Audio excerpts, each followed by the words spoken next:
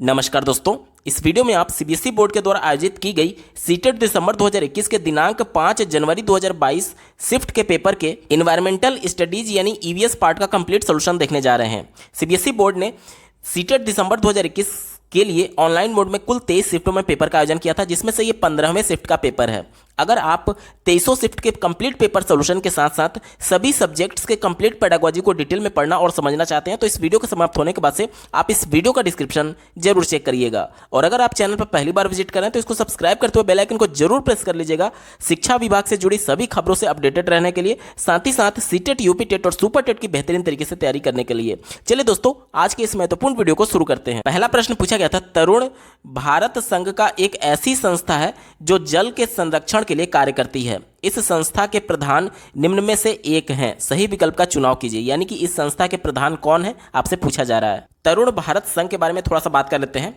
तो ये एक नॉन प्रॉफिटेबल इन्वायरमेंटल एनजीओ है, यानी कि पर्यावरण के क्षेत्र में कार्य करने वाला एक एनजीओ है जिसका हेडक्वार्टर अलवर राजस्थान में है। और इसके जो चेयरमैन है वो राजेंद्र सिंह है। ऑप्शन नंबर 3 देखिए, राजेंद्र सिंह इसका बिल्कुल सही जवाब हो जाएगा। विकल्प नंबर 3 सही उत्तर है। अगला प्रश्न पूछा गया था, भूमिगत जल स्तर की क्षीणता का मुख्य कारण क्या है। यानी जमीन के अंदर जो जल स्तर है वो लगातार गिरता जा रहा है, इसका प्रमुख कारण, सबसे बड़ा कारण क्या होगा, वो आपसे पूछा जा रहा है। तो ऑप्शन नंबर 3 देखिए, सिंचाई हेतु ट्यूबवेल और हाथ के पंपों का उपयोग होना। यानी कि डायरेक्टली हम लोग जमीन से पानी को जो खींच रहे हैं उसकी वजह से जो पानी का लेवल है वो लगातार नीचे जा रहा है, ये सबसे बड़ा कारण है। इसके बाद जो अन्य कारण दिए गए हैं जैसे कि वर्षा का कम होना, वृक्षों का आवरण कम होना, नदियों का रुख बदल जाना और बांध बनाए जाना, ये सभी कारण हैं, लेकिन उतना बड़ा कारण नहीं है जितना कि तीसरा सबसे बड़ा कारण है। क्योंकि यहाँ पर प्रश्न में आपसे पूछा गया था कि भूमिगत जल के स्तर में डायरेक्टली कमी किससे हो रहा है। तो डायरेक्टली कमी जो होता है वो डायरेक्टली हम लोग भूमिगत जल को ट्यूबवेल की मदद से या फिर हैंडपंप की मदद से हम लोग बाहर पानी निकाल रहे हैं उसकी वजह से लेवल कम हो रहा है। ठीक है, तो ऑप्शन नंबर 3 ये सही विकल्प होगा। अगला प्रश्न पूछा गया था, कई स्थानों पर अम्ल वर्षा जलीय विविधता को प्रभावित कर रही है। अम्ल वर्षा निम्न में से किन प्रमुख रसायनों के कारण होती है।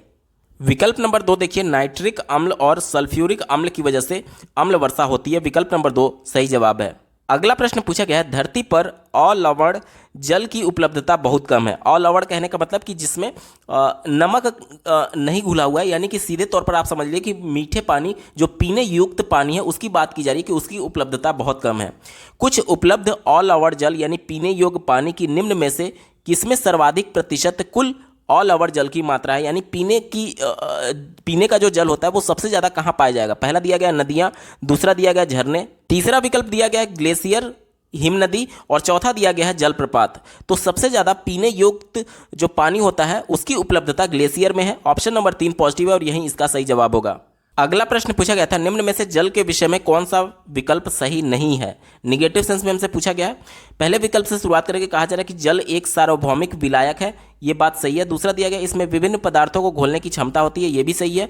चौथा दिया गया पदार्थ के तीनों अवस्थाओं में जल विद्यमान है, ये भी सही है। लेकिन हमारा ये उत्तर नहीं होगा क्योंकि जो सही नहीं होगा वही हमारा उत्तर होगा। तो एक ही विकल्प बचा, ऑप्शन नंबर 3 देखिए, जल का घनत्व 100 डिग्री सेंटीग्रेड पर सर्वाधिक होता है। ये विकल्प गलत है। जल का जो घनत्व होता है वो 3.9 डिग्री सेंटीग्रेड पर सर्वाधिक होता है। कितने पर? 3.9 डिग्री सेंटीग्रेड पर। अगर एग्जैक्ट की मैं बात करूं तो 3.98 डिग्री सेंटीग्रेड, यानी लगभग आप इसे 4 डिग्री सेंटीग्रेड मान सकते हैं। एग्जैक्ट बोला जाए तो 3.98 और अगर इसको राउंड फिगर कर दिया जाए तो 4 डिग्री सेंटीग्रेड पर जो जल का घनत्व होता है वो सर्वाधिक होता है। और विकल्प क्या कह रहा है कि 100 डिग्री सेंटीग्रेड पर इसका घनत्व सर्वाधिक बताया जा रहा है, जो कि गलत है और यही आपका उत्तर हो जाएगा क्योंकि गलत वाला ही हमसे पूछा गया था। अगला प्रश्न पूछा गया है, रीता अपने नौकरी वाले माता पिता, छोटे भाई, दादा दादी, चाचा एवं उनके परिवार के साथ रहती है। इस प्रकार की परिवार व्यवस्था को क्या कहते हैं। तो इस प्रकार के परिवार व्यवस्था को संयुक्त परिवार कहते हैं। केवल एक ही विकल्प में संयुक्त परिवार की चर्चा की गई है। ऑप्शन नंबर 4 बिल्कुल सही जवाब हो जाएगा। देखिए, संयुक्त परिवार जिसमें परिवार के सभी सदस्य एक साथ रहते हैं। विकल्प नंबर 4 सही उत्तर होगा। अगला प्रश्न पूछा गया था, पैने, चपटे और चौड़े आगे के दांतों वाले पशुओं की भोजन के लिए प्राथमिकता भिन्न होती है। ये पशु निम्न में से कौन सी खाद्य संबंधी प्राथमिकता को चुनेंगे। तो ध्यान से समझिएगा, आपने गाय देखा होगा, भैंस देखा होगा, तो उनके आगे के जो दांत होते हैं वो बहुत ज़्यादा चपटे होते हैं और चौड़े होते हैं। ठीक है। तो ये क्या खाते हैं, ये घास और शाक को खाते हैं। विकल्प नंबर 2 इसका बिल्कुल सही जवाब हो जाएगा। देखिए मांस खाने वाले जो जंतु होते हैं उनके जो दांत होंगे वो इनके रिस्पेक्टिवली कम चपटे होते हैं और कम चौड़े होते हैं। उनके दांत नुकीले होते हैं क्योंकि उनको मांस फाड़ना होता है।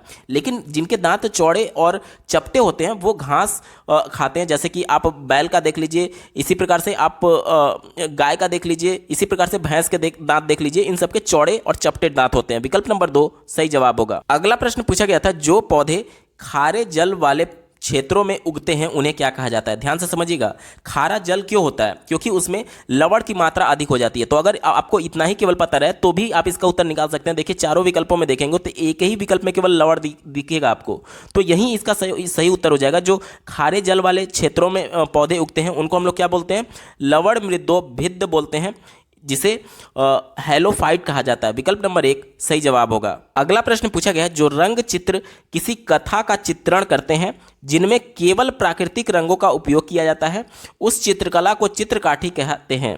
चित्रकला किससे संबंधित है, तो चित्रकाठी जो है वो महाराष्ट्र से संबंधित है। विकल्प नंबर 1 इसका बिल्कुल पॉजिटिव और यही इसका सही जवाब होगा। अगला प्रश्न पूछा गया था, उन आदिवासी वर्गों की पहचान कीजिए जो हिमाचल प्रदेश भारत के मूल निवासी हैं। पहला विकल्प दिया गया है संथाली जनजाति। संथाली जनजाति झारखंड में पाए जाते हैं, तो ये हमारा उत्तर नहीं होगा क्योंकि हिमाचल प्रदेश की बात की गई है। तीसरा विकल्प देखिए दिया गया है गौंड जनजाति। तो जो गौंड जनजाति है ये मध्य प्रदेश, छत्तीसगढ़, महाराष्ट्र, आंध्र प्रदेश, गुजरात, झारखंड, कर्नाटक, तेलंगाना, उत्तर प्रदेश, पश्चिम बंगाल और उड़ीसा में पाए जाते हैं। तो ये भी हमारा उत्तर नहीं होगा क्योंकि हिमाचल प्रदेश में नहीं पाया जाता है। चौथा देखिए दिया गया है सहाविया जनजाति। ये जनजाति बेसिकली मध्य प्रदेश में पाई जाती है, तो ये भी हमारा उत्तर नहीं होगा। एक ही विकल्प बचा गद्दी जनजाति, ये हिमाचल प्रदेश में पाई जाती है। विकल्प नंबर 2 सही उत्तर होगा। अगला प्रश्न पूछा गया है, निम्न में से कौन सा मिजोरम का सबसे प्राचीन नृत्य रूप है। पहले बात करेंगे, पहले विकल्प की दिया गया है सतरिया नृत्य। तो जो सतरिया नृत्य है वो 15वीं शताब्दी में असम के महान वैष्णव संत और सुधारक श्रीमंत शंकर देव द्वारा सतरिया नृत्य को वैष्णव धर्म के प्रचार हेतु एक शक्तिशाली माध्यम के रूप में परिचित कराया गया था। तो ये किससे जुड़ा हुआ है, ये आसाम से जुड़ा हुआ है, मिजोरम से नहीं जुड़ा है, तो हमारा उत्तर नहीं होगा। दूसरा देखिए रौफ नृत्य। रौफ या फिर इसी को राउफ नृत्य भी कहते हैं, जो बेसिकली जम्मू और कश्मीर का एक प्रसिद्ध लोक नृत्य है। तो ये भी मिजोरम का नहीं है, हमारा उत्तर नहीं होगा। बात करें ऑप्शन नंबर 4 की गरबा नृत्य, तो ये गुजरात के लिए गुजरात से संबंधित है, तो ये भी हमारा उत्तर नहीं होगा। एक ही विकल्प बचा ऑप्शन नंबर 3 देखिए चेराव नृत्य, ये मिजोरम से संबंधित है और यही हमारा उत्तर हो जाएगा। अगला प्रश्न पूछा गया था, भारत का सबसे बड़ा रेल मार्ग कौन सा है। तो भारत का जो सबसे बड़ा रेल मार्ग है वो आसाम से लेकर के कन्याकुमारी तक है, ठीक है। और आसाम में कहाँ से, तो आसाम में डिब्रूगढ़ से, ठीक है। डिब्रूगढ़ जो है वो आसाम का एक महत्वपूर्ण जिला है, ठीक है। तो डिब्रूगढ़ से लेकर के कन्याकुमारी का जो रेल मार्ग है वो सबसे लंबा रेल मार्ग है, ठीक है, सबसे बड़ा रेल मार्ग है। तो ऑप्शन नंबर 2 सही जवाब होगा। अगला प्रश्न पूछा गया था, कल्पना चावला जो कि एक भारतीय मूल की अमेरिकी अंतरिक्ष यात्री का निधन अंतरिक्ष यान में किस वर्ष में हुआ था। तो इनका निधन 2003 में हुआ था। ऑप्शन नंबर 4 सही जवाब है। अगला प्रश्न पूछा गया है, पक्षी विभिन्न प्रकार के घोंसले बनाते हैं तथा घोंसले बनाने के लिए विभिन्न स्थानों का चुनाव करते हैं। निम्न में से कौन सी पक्षी पेड़ के तनों में, पेड़ के तने के अंदर अपने घोंसले को बनाती है। दिए गए विकल्प में देखिए, पहला दिया गया कौवा, दूसरा दिया गया बसंत गौरी, तीसरा दिया गया शकरखोरा और चौथा दिया गया दर्जिन। स्क्रीन पर आप बसंत गौरी पक्षी का इमेज देख पा रहे होंगे। ये देखिए, ये पेड़ का तना है और इस पेड़ के तने में यहाँ पर इसने खोद करके घोंसला बनाया हुआ है और इस घोंसले में देखिए यहाँ पर इसके बच्चे हैं। तो पेड़ के तने में खोद करके ये घोंसला बनाती है। उत्तर क्या हो जाएगा, बसंत गौरी पक्षी। तो उत्तर क्या हो जाएगा, उत्तर हो जाएगा हमारा विकल्प नंबर 2 बसंत गौरी, जिसे बारबेट बोला जाता है। ऑप्शन नंबर 2 सही जवाब होगा। अगला प्रश्न पूछा गया है, वैश्विक महामारी के समय डॉक्टरों ने विटामिन सी से भरपूर भोजन ग्रहण करने की मात्रा बढ़ाने के लिए कहा, क्योंकि देखिए विटामिन सी से क्या होता है, हमारे अंदर जो रोगों से लड़ने की प्रतिरोधक क्षमता है, इम्यून सिस्टम है, उसमें बढ़ोतरी होती है, ठीक है। तो ऑप्शन नंबर 4 देखिए, यह संक्रमण के विरुद्ध लड़ने की ताकत प्रदान करता है। विकल्प नंबर 4 इसका सही जवाब होगा। अगला प्रश्न पूछा गया है, जो हम भोजन खाते हैं उसका शरीर के अंदर क्या होता है। कक्षा 5 के विद्यार्थियों से इस विषय पर चर्चा करने के लिए शिक्षक ने कहा। शिक्षक का उद्देश्य क्या है, आपसे पूछा जा रहा है। पहला विकल्प दिया गया है, पाचन क्रिया वैज्ञानिक प्रत्ययों के विषय में विद्यार्थियों के कल्पनाशीलता का विकास करना। तो देखिए कल्पनाशीलता का विकास अगर करना होता तो जैसे कोई चीज़ आप बताते हैं, जैसे बच्चे को कहानी सुना रहे हैं, तभी तो उसके बारे में कल्पना करेंगे। यानी कि बिना अभी टीचर के द्वारा कुछ बताया नहीं गया है, वो उन्होंने बच्चों को आपस में बातचीत करने के लिए बोला है, ना कि टीचर ने कुछ बताया। तो जब जैसे हम लोग कहानी सुनाते हैं तो उस कहानी के पात्रों को और जो घटनाएं हो रही होती हैं उसी को बच्चे कल्पना कर रहे होते हैं। यानी कि पहले उनको जानना आवश्यक है, तभी तो वो कल्पना कर पाएंगे। तो ये विकल्प निगेटिव है, क्योंकि बच्चे आपस में बात कर रहे हैं, ना कि टीचर उनको बता रहा है। तो ये निगेटिव था, हमारा उत्तर नहीं होगा। दूसरा देखिए, सभी के सही उत्तर प्रतिपादित करने में विद्यार्थियों की मदद करना। तो यहां पर टीचर कुछ नहीं कर रहा है, टीचर उत्तर नहीं बता रहा है, बल्कि आपस में ग्रुप में बच्चे बात कर रहे हैं, एक दूसरे से बात कर रहे हैं। तो यहां पर टीचर उत्तर बताने में मदद नहीं कर रहा है, हमारा उत्तर नहीं होगा। जब दो विकल्प गलत हो गए तो उपयुक्त सभी तो होगा ही नहीं, एक ही विकल्प बचा। ऑप्शन नंबर 3 देखिए, विद्यार्थियों के अंतर्बोधीय विचारों का अन्वेषण करना। यानी कि यहां पर टीचर ये खोज करना चाहता है कि बच्चे कितना जानते हैं, उनको कितना समझ है इस टॉपिक के बारे में। तो ऑप्शन नंबर 3 पॉजिटिव है और यही इसका सही जवाब होगा। अगला प्रश्न पूछा गया था, कक्षा 4 के अध्यापक अयान एक संग्रहालय की यात्रा का आयोजन करते हैं। इस क्षेत्र भ्रमण से कौन से प्रक्रियात्मक कौशलों को प्रोत्साहन मिलेगा? ध्यान से समझिएगा, यहां पर प्रोसेस स्किल की बात की गई है, प्रोसीजरल स्किल की बात की गई है कि कौन सा प्रोसीजरल स्किल डेवलप होगा। विकल्प नंबर 3 देखिए, इससे ऑब्जर्वेशन यानी अवलोकन और मॉडल का निर्माण करना, यह प्रक्रियात्मक कौशल का विकास किया जा सकता है। ऑप्शन नंबर 3 सही जवाब होगा। अगला प्रश्न पूछा गया है, जल में वस्तुओं के घुलनशीलता का अवलोकन करने के लिए एक क्रियाकलाप ईवीएस की अध्यापिका मीरा अपने छात्रों से चीनी, नमक, नींबू का रस, हल्दी, आटा आदि लाने के लिए कहती है। छात्रों से यह सब चीज़ें लेकर के आने के लिए कहने का सर्वोत्तम कारण क्या है, आपसे पूछा जा रहा है। पहले विकल्प से शुरुआत करेंगे। दिया गया कि प्राइमरी स्कूलों में कोई प्रयोगशाला अथवा सामान उपलब्ध नहीं है। तो सामान उपलब्ध नहीं है, इसलिए बच्चों से कहा जा रहा है, ये जरूरी नहीं था, क्योंकि मिड डे मील का खाना विद्यालय में बनता है, तो वहाँ से नमक, चीनी, नींबू का रस, पानी, ये सभी चीज़ें उपलब्ध हो सकती थी। आटा भी उपलब्ध हो सकता था, हल्दी भी उपलब्ध हो सकता था। या फिर मान लीजिए मिड डे मील का खाना कहीं से बन के भी आ रहा है, तो भी टीचर अपने स्तर पर ला सकता था। यानी कि ये इंपॉर्टेंट नहीं है कि विद्यालय में नहीं था, इस वजह से बच्चों से मंगाया गया है, ये इंपॉर्टेंट नहीं था, हमारा उत्तर नहीं होगा। ठीक है। दूसरा देखिए, छात्रों के सीखने की क्रिया में परिवारों को शामिल करने की आवश्यकता है। देखिए, परिवारों को अगर शामिल कराया जाता तो जो क्रियाकलाप स्कूल में मंगा करके कराया जा रहा है वो परिवार के साथ कराए जाने के लिए बोला जाता है टीचर के द्वारा, जिससे परिवारों की सहभागिता होती है। यहाँ पर परिवार की सहभागिता नहीं है क्रियाकलाप में, इस वजह से ये भी उत्तर नहीं होगा, क्योंकि बच्चे जो क्रियाकलाप करेंगे वो विद्यालय में आकर कर करेंगे, घर से केवल वो सामान ला रहे हैं। ठीक है, इस वजह से ये नेगेटिव था, परिवार की सहभागिता नहीं है इसमें, परिवार शामिल नहीं होगा। तीसरा देखिए, छात्रों को सम्मिलित करना जिससे उनके ज्ञान का निर्माण आसानी से हो सके। देखिए, ये सब चीज़ें जब बच्चे घर से लाएंगे और गतिविधि करेंगे तो निश्चित तौर पर छात्र एक्टिवली पार्टिसिपेट हो रहे हैं इन सभी चीज़ों में, इस वजह से ये बिल्कुल एप्रोप्रिएट है, हमारा उत्तर होगा। क्योंकि जब भी पार्टिसिपेट बच्चा करता है, एक्टिवली सक्रिय रूप से भागीदारी करता है, तो उसका अधिगम जो होता है वो अर्थपूर्ण होता है और खोज के माध्यम से अपने ज्ञान की रचना कर रहा होता है। ठीक है। चौथे विकल्प की बात करेंगे, छात्र अपने स्थानीय ज्ञान को स्कूल के ज्ञान से संबंधित कर सकेंगे। बिल्कुल सही बात है। ईवीएस की अगर बात करें तो परिवेश से जोड़ करके ज्ञान देने की बात की जाती है। परिवेश में ये सभी सामान उसको आसानी से उपलब्ध हो जाएगा उसके घर में, तो ये सभी चीज़ें जब वो अपने घर से ला रहा होगा, यानी कि परिवेश में जो पहले से उसका अनुभव है, उसके अनुभव को जोड़ते हुए आगे का ज्ञान उसको बताया जा रहा है कि जल में कौन कौन सी चीज़ें घुलनशील है। तो ये परिवेश से जोड़ करके ईवीएस बिल्कुल पॉजिटिव है, हमारा उत्तर होगा। यानी उत्तर क्या हुआ? केवल सी और डी वाला विकल्प सही है। ऑप्शन नंबर 1 देखिए, केवल सी और डी इसका सही जवाब है। अगला प्रश्न पूछा गया है, निम्न में से कौन सा प्राथमिक स्तर पर ईवीएस का एक थीम है? दिए गए विकल्प में देखिए, ऑप्शन नंबर 2 चीज़ें हम कैसे बनाते हैं और करते हैं, ये एक थीम है। ऑप्शन नंबर 2 इसका सही जवाब होगा। ईवीएस में कुल 6 थीम बताए गए हैं और पहला जो थीम है परिवार एवं मित्र, उसके 4 उप थीम बताए गए हैं। ठीक है, तो यहाँ पर थीम पूछा गया था, तो 6 थीम में से हम चीज़ें कैसे बनाते हैं और करते हैं ये भी शामिल है। विकल्प नंबर 2 सही जवाब होगा। अगला प्रश्न पूछा गया था, प्राथमिक स्तर के ईवीएस के पाठ्यचर्या के अनुसार विद्यार्थियों को हमारे देश के कुछ सामाजिक मुद्दों के प्रति संवेदनशील बनाया जाता है। पहचान करें कि निम्न में से किन सामाजिक मुद्दों को पाठ्यचर्या में लिया गया है। चौथे विकल्प से शुरुआत करेंगे। दिया गया जाति भेदभाव एवं घरेलू हिंसा, तो ये नहीं लिया गया है। दूसरा देखिए, बाल मजदूरी एवं घरेलू हिंसा, तो ये भी नहीं है।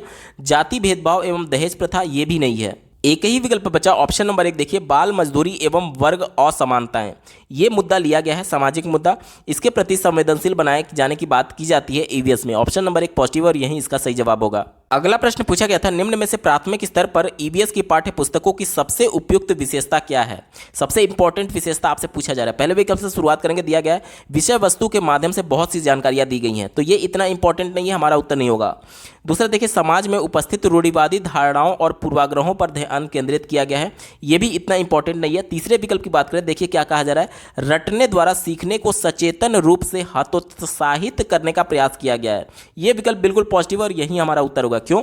क्योंकि एनसीएफ 2005 के अनुसार और राष्ट्रीय शिक्षा नीति 2020 के अनुसार रटने को निषेध किया गया है और इसे बच्चे अपने ज्ञान का निर्माण एक सक्रिय खोजकर्ता के तौर पर खुद अन्वेषण करके करेंगे, ना कि रट कर करेंगे। तो रटना और याद करना, ये सभी शब्द जो हैं, ये सभी क्रियाएं जो हैं वो बिल्कुल हतोत्साहित की जाती हैं प्राथमिक स्तर के ईवीएस पाठ्य पुस्तक में। इस वजह से ऑप्शन नंबर 3 पॉजिटिव है और यही इसका बिल्कुल सही जवाब हो जाएगा। अगला प्रश्न पूछा गया था, ईवीएस की पाठ्य पुस्तक में कहानियों और वर्णन का उपयोग करने का सबसे उपयुक्त कारण निम्न में से कौन सा है? चौथे विकल्प से शुरुआत करेंगे, दिया गया है शिक्षक विषय वस्तु को आसानी से नाटक या भूमिका में रूपांतरित कर सकते हैं। ये विकल्प निगेटिव है। कैसे निगेटिव है? देखिए यहाँ पर बात की जा रही है शिक्षक के लिए आसानी हो जाता है। देखिए शिक्षक के लिए आसान है या फिर कठिन है, इससे कोई मतलब नहीं होना चाहिए।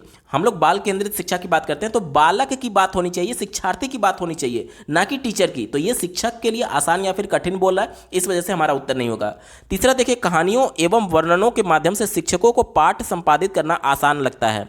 फिर से मैं बता रहा हूँ, फिर से शिक्षक की बात की गई है। शिक्षक के लिए आसान है या कठिन है, उससे कोई मतलब नहीं होना चाहिए। शिक्षक के लिए अगर कुछ भी विकल्प में कहा जाए तो वो हमेशा गलत ही होगा, क्योंकि बाल केंद्रित शिक्षा की आज हम लोग बात करते हैं, जिसमें बालक केंद्र में है। शिक्षक के लिए कठिन है, आसान है, उससे कोई मतलब नहीं है, ये हमेशा निगेटिव है, हमारा उत्तर नहीं होगा। दूसरा देखिए, विद्यार्थियों को स्वयं कहानियों एवं वर्णनों को पढ़ने में आनंद आता है।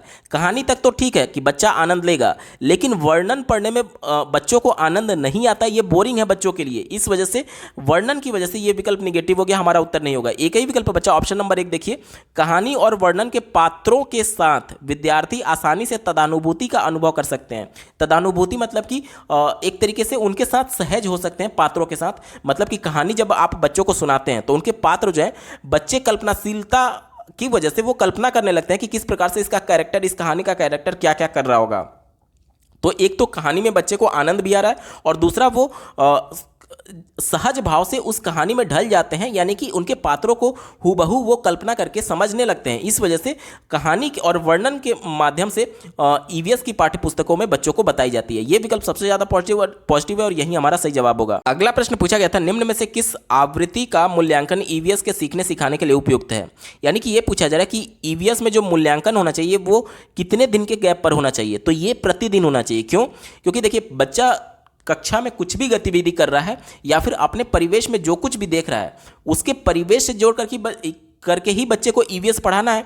तो जाहिर सी बात है रोज उसका मूल्यांकन होगा कि आज तुमने अपने परिवेश में क्या देखा, या फिर जो कुछ भी कक्षा में उसको बताया जा रहा होगा। जाहिर सी बात है पहले उसके पूर्व अनुभव को जानने के लिए टीचर कुछ प्रश्न पूछेगा, और पूर्व अनुभव किससे? उसके परिवेश से जोड़ करके ही पूछना है, क्योंकि ईवीएस की बात की जा रही है। ईवीएस में एनसीएफ 2005 ये कहता है कि बच्चे को परिवेश से जोड़ करके ही आपको बताना है। यानी कि कुछ भी नया टॉपिक आप बताएंगे तो बच्चे से पहले पूर्व अनुभव के बारे में जानेंगे, और पूर्व अनुभव के बारे में जानना ही एक तरीके से मूल्यांकन होगा। इस वजह से प्रतिदिन इंपॉर्टेंट है यहां पर ईवीएस के लिए। ऑप्शन नंबर 1 पॉजिटिव और यही इसका सही जवाब होगा। अगला प्रश्न पूछा गया था, एक ईवीएस की अध्यापिका मीरा को शांत कक्षा पसंद है। वह अपने विद्यार्थियों को कहती है कि वे बैठकर अपना अपना कार्य करें। उसके विद्यार्थी निम्न में से किससे वंचित रहेंगे? ध्यान से समझिएगा। एक कक्षा में बहुत सारे बच्चे हैं और टीचर ये चाहती है कि कक्षा में शांति बना रहे, और सबको अपना अपना अलग अलग कार्य करने के लिए दे दी है कि आप अपना कार्य आप खुद से करिए और कक्षा में हल्ला नहीं होना चाहिए। तो बोला जा रहा है कि इससे बच्चे किससे वंचित रह जाएंगे? तो जब बच्चे इंटरेक्शन नहीं कर पाएंगे, जब शांत बैठे रहेंगे तो इंटरेक्शन नहीं कर पाएंगे। यानी कि इंटरेक्शन के माध्यम से भी लेव वाइगोत्स्की ने बताया था कि बच्चे सीखते हैं, और इंटरेक्शन किससे करते? अपने सहपाठी से ही करते। यानी सहपाठियों द्वारा अब बच्चे नहीं सीख पाएंगे, क्योंकि बिना इंटरेक्शन के वो कुछ नया नहीं सीख पाएंगे अपने सहपाठी से। विकल्प नंबर 4 पॉजिटिव और यही इसका सही जवाब होगा। अगला प्रश्न पूछा गया था, शिक्षक द्वारा पूछे गए प्रश्नों के उत्तर के लिए निम्न में से कौन सी युक्तियां विद्यार्थियों के आकलन के लिए सही है? पॉजिटिव सेंस में पूछा गया, इसी को ध्यान में रख करके उत्तर देना है। पहला दिया गया है, उत्तरों का मूल्यांकन सही या गलत के रूप में उनके अंक संख्यात्मक हो। संख्यात्मक का मतलब जैसे कि देखिए सही या फिर गलत। अगर मैं आपसे एक प्रश्न पूछूं कि भारत की राजधानी क्या है और मैं आपको एक विकल्प दे रहा हूं कि भारत की राजधानी नई दिल्ली है, ये सही है या गलत है? तो आप अपने हिसाब से सही या फिर गलत बता रहे होंगे। तो ये आप अपने आप को अभिव्यक्त नहीं कर पा रहे हैं इस प्रश्न में, यानी कि मैंने आपको सीमित कर दिया कि या तो सही बोलिए या तो गलत बोलिए। आपके मन में कुछ और विचार हो सकता था जिसे आप व्याख्या के तौर पर एक्सप्लेन कर पाते अगर मैं आपको लिमिट नहीं करता कि आप सही गलत में बताइए केवल। तो ये एक तरीके से संकुचित मूल्यांकन हो गया, ठीक है। इस वजह से हमारा उत्तर नहीं होगा, ठीक है। तो ये उत्तर नहीं होगा, हमारा गलत हो गया, पहला विकल्प गलत हो गया क्योंकि संकुचित था। दूसरा देखिए, उत्तरों में छात्रों के मूल विचारों का मूल्यांकन गुणात्मक हो, ये विकल्प बिल्कुल पॉजिटिव है। मूल विचार कहने का मतलब कि प्रत्येक बच्चे के अपने मौलिक विचार होते हैं, यूनिक अलग अलग प्रत्येक बच्चे के विचार होते हैं। तो जाहिर सी बात है बच्चे का मूल्यांकन इस आधार पर होना चाहिए कि बच्चा कितना जान रहा है, अपने आप को एक्सप्रेस करेगा तभी तो वो जानेगा। क्योंकि अगर आप सही गलत वाले प्रश्नों पर ही केवल मूल्यांकन कर रहे होंगे तो हो सकता है बच्चा रट करके जवाब दे दे। लेकिन जब आप बच्चे को वर्णन करने के लिए बोलेंगे या फिर एक्सप्लेन करने के लिए बोलेंगे, अपने आप को अभिव्यक्त करने के लिए बोलेंगे, तो बच्चा उस टॉपिक के बारे में और कितना जान रहा है इसके बारे में आप उसका मूल्यांकन कर सकते हैं।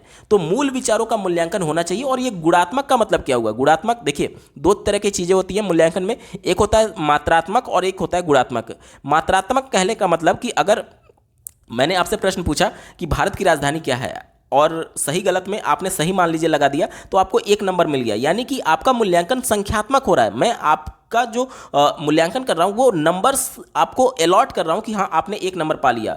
और गुणात्मक में क्या होता है, जैसे कि आपकी पर्सनालिटी का मैं एक तरीके से मूल्यांकन कर रहा हूं, तो पर्सनालिटी को आप नंबर थोड़ी दे सकते हैं कि आप 5 पर्सनालिटी हैं, आप 6 पर्सनालिटी हैं, आप पर्सनालिटी में 6 नंबर पाए, इस टाइप से नहीं दे सकते हैं। जैसे कि गुणात्मक में ये हो गया कि मनुष्य का जो स्वभाव होता है, जो पर्सनालिटी होता है, उसके स्वभाव का मूल्यांकन एक तरीके से किया जा रहा है यहाँ पर। तो यहाँ पर मात्रात्मक रूप में इसको कन्वर्ट नहीं किया जा सकता है, ठीक है। तो ये सबसे ज़्यादा इंपॉर्टेंट है कि बच्चों के मूल विचारों को का मूल्यांकन गुणात्मक होना चाहिए। तो ये पॉजिटिव हो गया, हमारा सही जवाब होगा। तीसरा देखिए, छात्रों के अनुभवों का मूल्यांकन गुणात्मक हो, यहाँ पर भी अनुभव की बात की जा रही है, यानी कि बच्चा क्या अनुभव कर रहा है, जो अनुभव करेगा वही तो एक्सप्रेस करेगा, यानी अपने आप को अभिव्यक्त करके बताएगा। तो ये बिल्कुल पॉजिटिव है, ये भी बिल्कुल सही जवाब होगा। यानी कि दिए गए विकल्प में देखिए केवल बी और सी वाला सही जवाब है। ऑप्शन नंबर 3 में देखिए बी और सी इसका सही उत्तर हो जाएगा। अगला प्रश्न पूछा गया था, भोजन विषय पढ़ाते हुए सुनीता एक पर्यावरण अध्यापिका की निम्नलिखित में से कौन सी युक्ति छात्रों में अन्वेषण प्रवृत्ति को बढ़ावा देगी? ध्यान से समझिएगा, अन्वेषण यानी बच्चे खोज करने की बात की जा रही है, बच्चों द्वारा खोज करने की बात की जा रही है। तो यानी बच्चे जब सक्रिय होंगे तभी तो खोज करेंगे, यानी कि वो वाला विकल्प हमारा सही होगा जिसमें बच्चे एक्टिवली पार्टिसिपेट कर रहे होंगे। पहले विकल्प से शुरुआत करेंगे, दिया गया है अच्छा स्वास्थ्य बनाए रखने के लिए छात्रों को क्या खाएं, इसके लिए अनुदेशन। अब यहाँ पर टीचर निर्देश केवल दे रहा है, अनुदेश केवल दे रहा है कि आप अच्छा स्वास्थ्य बनाने के लिए ये चीज़ें खाइए। तो इसमें बच्चा एक्टिवली पार्टिसिपेट नहीं कर रहा है क्योंकि उसने कुछ भी नया नहीं खोजा। ये विकल्प निगेटिव है, हमारा उत्तर नहीं होगा। दूसरा देखिए, छात्रों को विभिन्न क्षेत्रों के भोज्य पदार्थों के चित्रों का संग्रह करने के लिए कहना। यहाँ पर बच्चा चित्र का संग्रह तो करेगा लेकिन एक तरीके से उस टॉपिक पर नया कुछ अपनी तरफ से नहीं खोज रहा है। वो पहले से चित्र बना होगा कहीं से, या तो कंप्यूटर से प्रिंट आउट करा करके लाया गया प्रिंटर से, या तो खुद चित्र बनाया होगा, या फिर कहीं से चित्र को कटिंग करके लाया होगा। यानी कि इसमें बच्चा एक्टिवली पार्टिसिपेट कर रहा है, बस उतना ही तक कि वो चित्रों को ला रहा है। यानी कि यहाँ पर बच्चे का जो सक्रियता है वो काफ़ी हद तक सीमित है, बच्चा अपने ज्ञान की निर्माण नहीं कर पाएगा इसके माध्यम से। ये विकल्प निगेटिव है, हमारा उत्तर नहीं होगा। तीसरा देखिए, भोजन के विभिन्न स्रोतों का चित्र दिखाना। अब एज ए टीचर आप केवल चित्र दिखा रहे हैं तो बच्चा इसमें एक्टिवली पार्टिसिपेट नहीं कर रहा है, हमारा उत्तर नहीं होगा। एक ही विकल्प बच्चा ऑप्शन नंबर 4 देखिए, छात्रों के परिवार व समुदाय के सदस्यों से भोजन की विविधता की पसंद नापसंद पर चर्चा करने के लिए प्रेरित करना। यह विकल्प बिल्कुल पॉजिटिव है। देखिए, चर्चा आप कैसे करेंगे? जब किसी से आप बातचीत करते हैं, चर्चा करते हैं, तो जाहिर सी बात है आप एक्टिव होते हैं, अपने भी विचार दे रहे हैं और उसके भी विचारों को ले रहे हैं। यानी कि एक तो आप पहले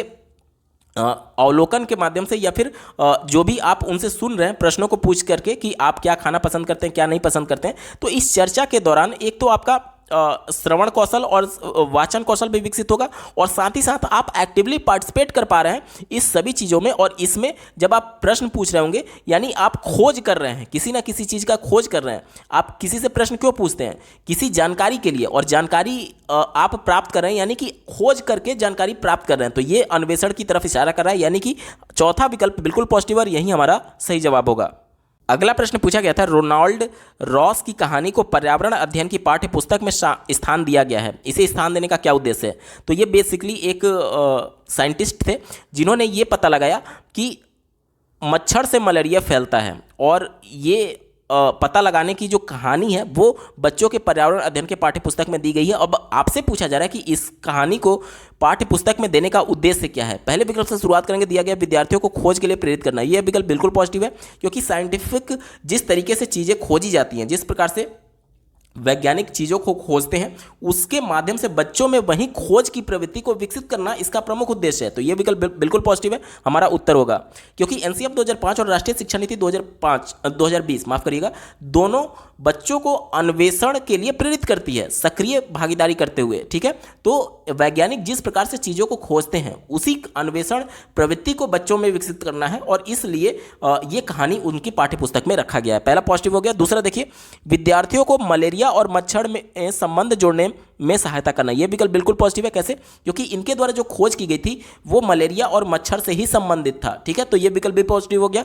तीसरा देखिए, वैज्ञानिक कैसे कार्य करते हैं को दृष्टिगत करना। यह भी बात बिल्कुल सही है। जिस प्रकार से वैज्ञानिक कार्य कर रहे हैं, चीज़ों को खोज रहे हैं, परत दर परत अन्वेषण कर रहे हैं, इसी प्रॉपर्टी, इसी गुण का तो विकास बच्चों के एक तरीके से कैरेक्टर में करना है, उनके व्यक्तित्व में करना है। तो ये विकल्प बिल्कुल पॉजिटिव है, हमारा उत्तर होगा। यानी इसके तीनों विकल्प सही हैं। अब चलिए विकल्पों में चलते हैं। ऑप्शन नंबर 4 देखिए, ए, बी और सी इसका सही उत्तर होगा। अगला प्रश्न पूछा गया था, निम्नलिखित वाक्यों में से इकाई योजना के लिए सबसे उचित विशेषता पहचानिए। इकाई योजना यानी कि यूनिट प्लान की बात की जा रही है।